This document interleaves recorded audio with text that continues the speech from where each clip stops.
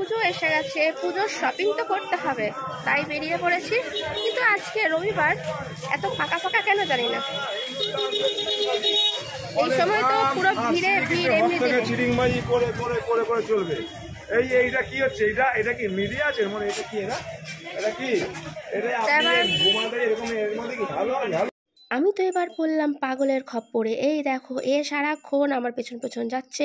যদিও বা যাই হোক, রাস্তায় এরকম মানসিক ভারসাম্যহীনদের আমরা যদি দেখতে পাই, মনের ভেতর সাহস থাকলেও কিন্তু এদের দেখে একটু ভয়ই করে। কারণ কি বলো তো, নেশাগ্রস্ত আর মানসিক ভারসাম্যহীনদের কোনোদিন বিশ্বাস করতে নেই। কারণ এরা কখন যে ঘাড়ের ওপর চেপে বসে, মানে কিছু তোমার ওপর অ্যাটাক করার চেষ্টা করে, কোনো ঠিক নেই। এদেরকে কি বলবো, মুখে কিছু বললেও এরা শুনবে না, সারা রাস্তার লোকই বুঝতে পারছে। যাই হোক, আমার পেছন পেছন মানে যেহেতু আমাকে দেখেছে, ক্যামেরাটা ধরতে অমনি ও মানে সেই মিডিয়ার সামনে যেমনি লোকে মানুষ আসতে চায় মানে ভিউ, মানে কি বলো, নিজেকে ভাইরাল করার জন্য, ও কিন্তু সেটাই চাইছে।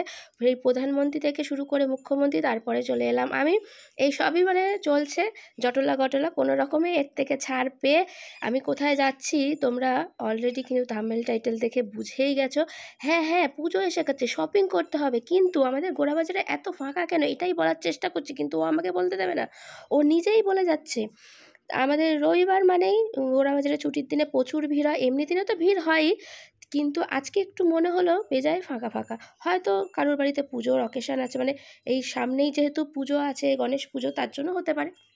কিন্তু এই মলে এসে বুঝতে পারলাম যে না, সবাই বাড়ির থেকে একদম চলে এসেছে ছুটির দিন, এখানে কেনাকাটা করতেই হবে, না হলে বাড়ির বউ তো একদম মানে কি বলবো, আস্ত রাখবে না। তা আমার এসে এখানে বেশ ভালো লাগলো। আর ছোটো ছোটো বাচ্চাদের এই গাড়িগুলো আমার তো জাস্ট ফাটাফাটি লাগে।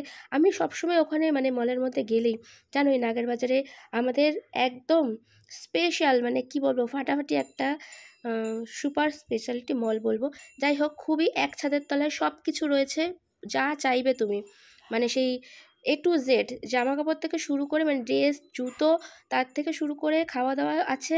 আবার এখানে তুমি চাইলে গ্লসারি যাই কিছু। আর এখানে কিন্তু আজকে এই কার্ডটার অফার ছিল, ভাবছিলাম এই গাড়িটা আমি কিনে নিই, কিন্তু যাই হোক, পকেট অত ভার নিতে পারবে না। যাই হোক, এবার চলে এসেছি এখানে, কিছু কেনাকাটাও তো করবো বলেই এসেছি।